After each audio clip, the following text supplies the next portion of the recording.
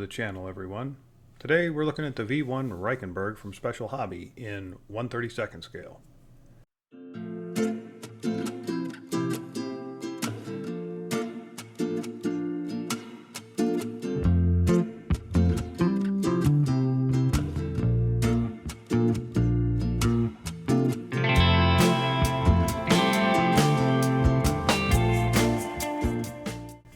I will attempt to build it into a vignette inspired by the Reichenberg scene from the film Operation Crossbow, link in the description.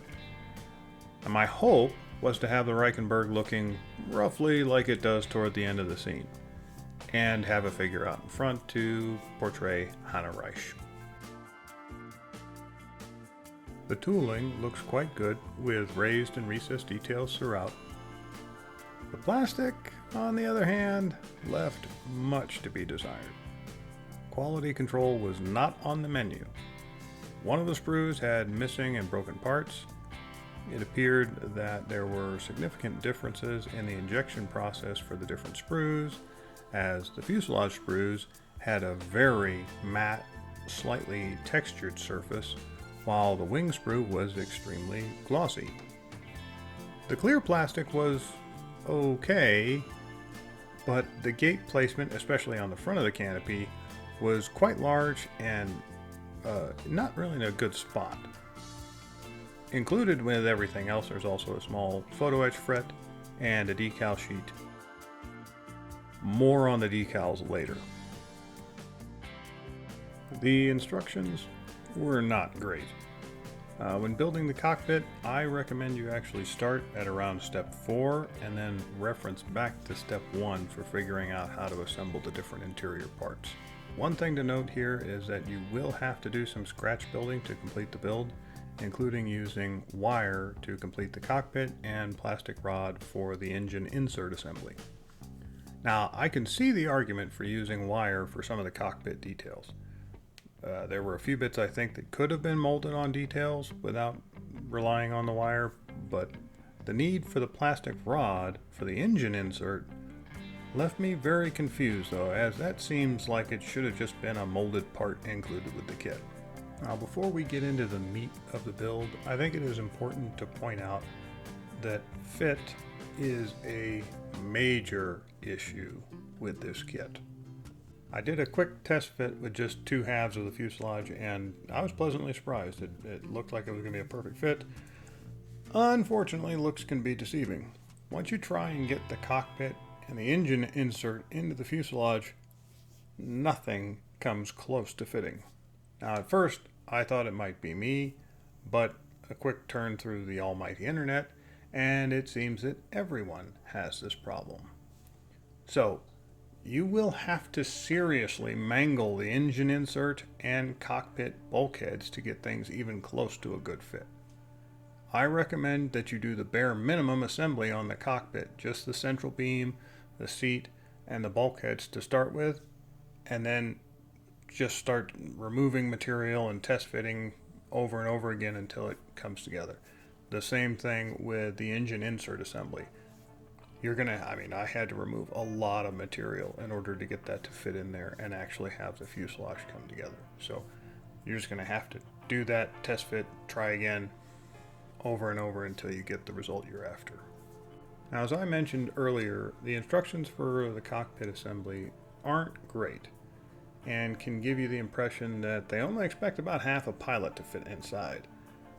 Now, I would suggest you start by attaching the parts to the fuselage as indicated in step 4, and then start working on getting the wires in place so that they fit correctly. What you'll probably have to do is a lot of test fitting. So you'll put the wire in place, do some adjustments, test fit the cockpit, and then go back and forth until you get it completely figured out. I think that that's probably going to be a better approach than trying to strictly follow the instructions. Step 5 I actually skipped as I could not get the nose cone to fit with that piece in place, and ultimately it doesn't matter because you can't see it. And once you get past the fuselage and the pains of getting that to fit together and have the nose cone in place, the rest of the build is actually quite straightforward and fits together well. So in order to sort of roughly replicate the scene, I had to modify one of the wings to show crash damage.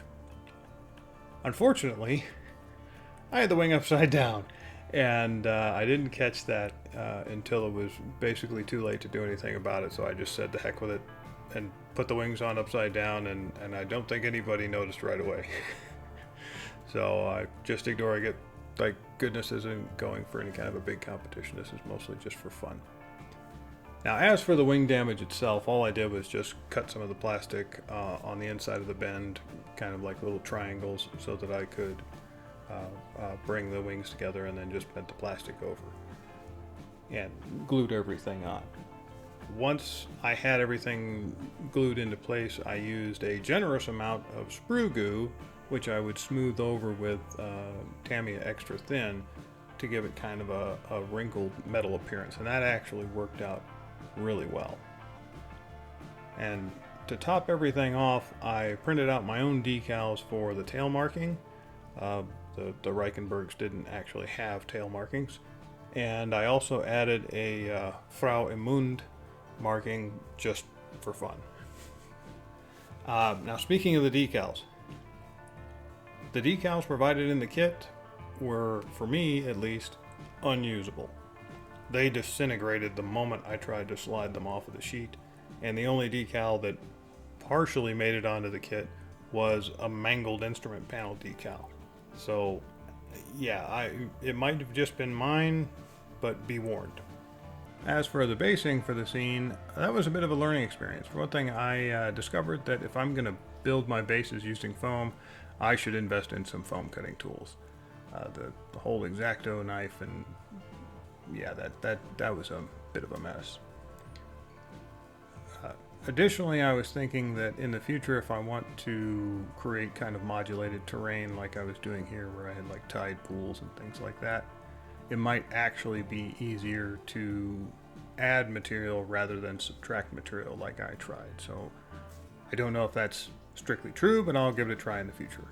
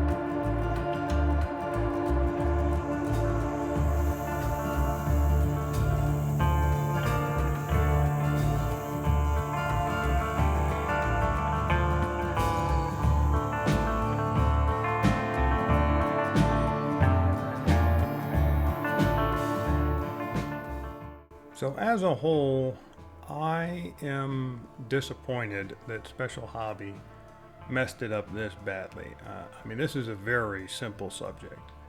I mean, the Reichenberg was just a V1 with a hole cut in it and a bare minimum of additions so that it could be piloted once.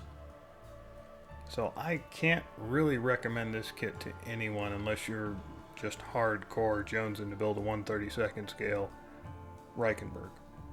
Thank you so much for watching, everyone. I hope you found it useful or at least a little bit entertaining. And until next time, happy hobbying.